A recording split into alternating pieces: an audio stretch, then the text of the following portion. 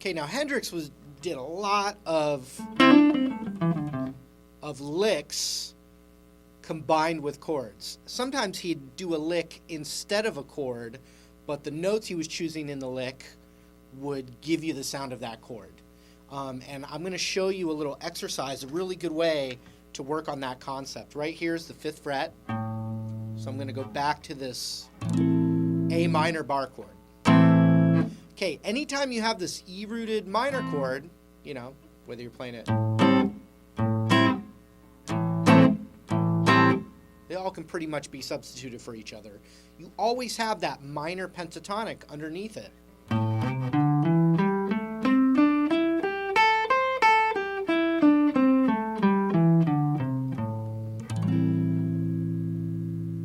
So the first trick, it's not really a trick, but the first technique to practice is definitely barring that, you know, where our thumb would be across, but barring this. And as you strum these middle strings here, hammer on some of the notes from the pentatonic. We're gonna go like this. I'm gonna actually bar across all of them because I'm gonna hammer on, whole step up on that A string, which actually looks like that C major Hendrix chord. The reason it's not now is because we're implying an A over the bass and not a C over the bass.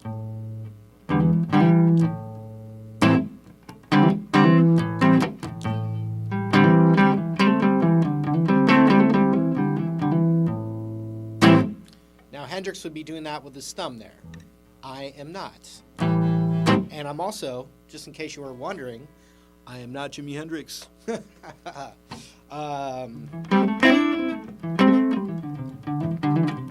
Okay, so here's what we want to do. We're just going to bar across the whole thing, get that bass note in there, and then hammer on that A string.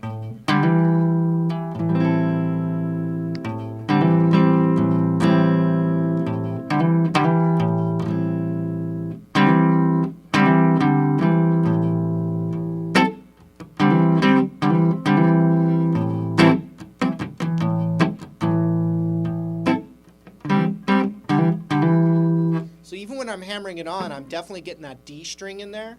But you could get all the... So that's the first one.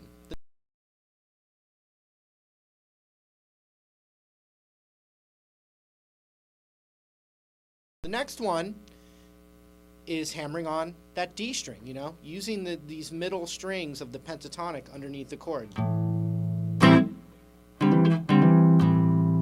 Now I'll do it on the next one.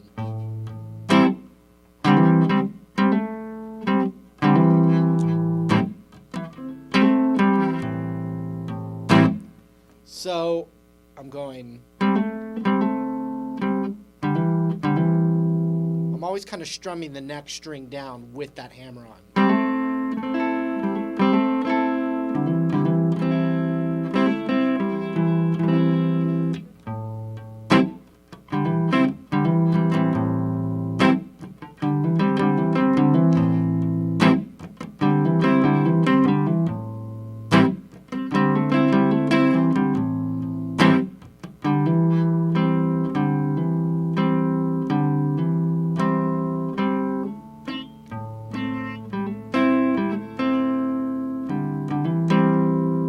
You can do the same hammer on the G string.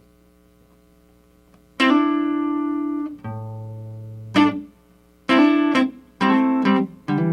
when you do that, that's kind of a suspended sound. It wants to resolve.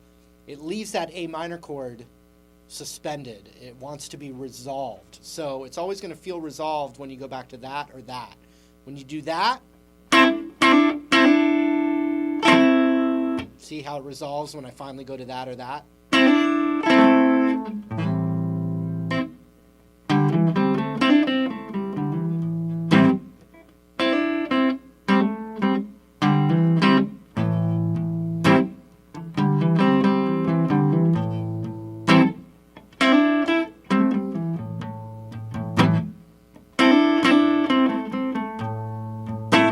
Thumb in it.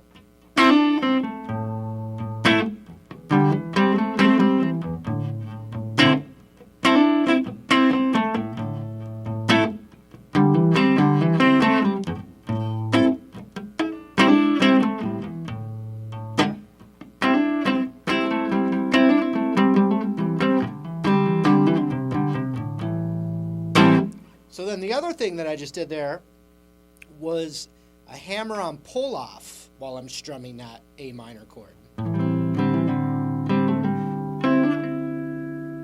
You can do it with the B string, but now it's the 8th fret, and you can do it with the high E string, which is the 8th fret.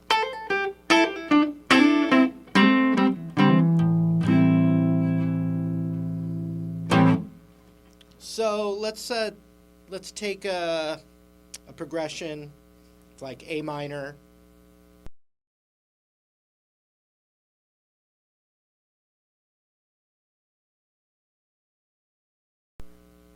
and then down to G major, and then down to F major, back up to G major, back up to A minor.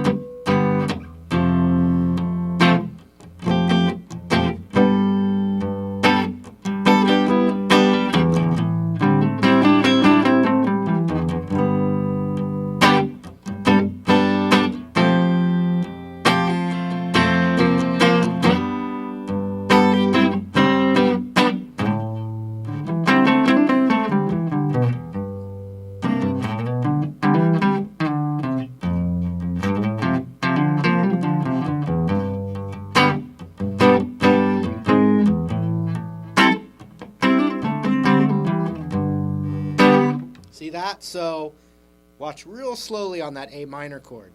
And I'm just improvising, but I'm using those techniques I was just talking about.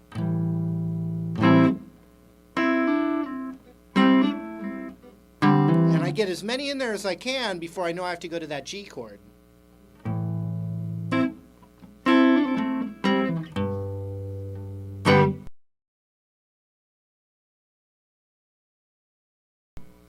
And all I was doing was going to that other kind of more Hendrix major with the root on the E string thumb trick. And then for F, I was doing the same thing.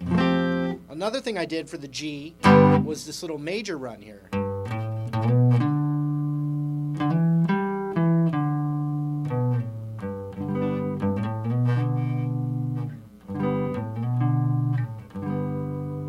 That I showed earlier. For F, you could do the same thing.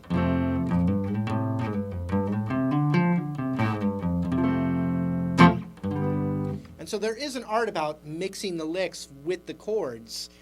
This time, I won't play the I'll start with the chords, and then I won't play chords at all. Just do the lick, the little single note ideas around it. Here we go. Here's just the chords: A minor to G major, down to F,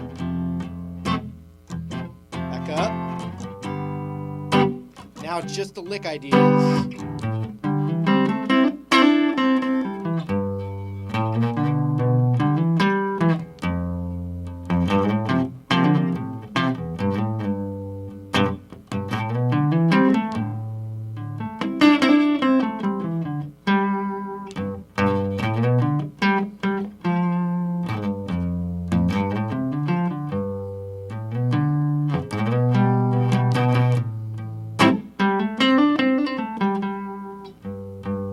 So that's a G note. See that?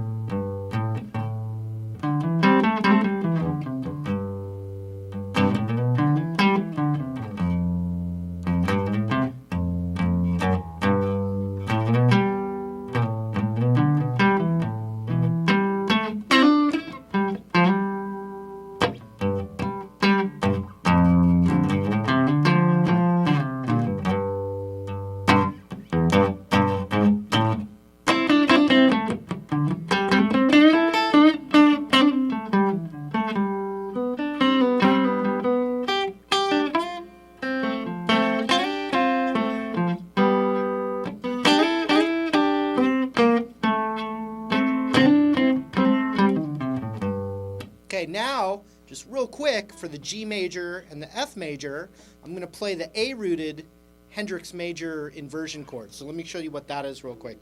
The G major, the normal bar chords here with the root on the 10th fret, we're going to play the inversion of it. So it's actually barring the 12th fret, hammering onto the 14th of the A string. And then F is a whole step down, same thing.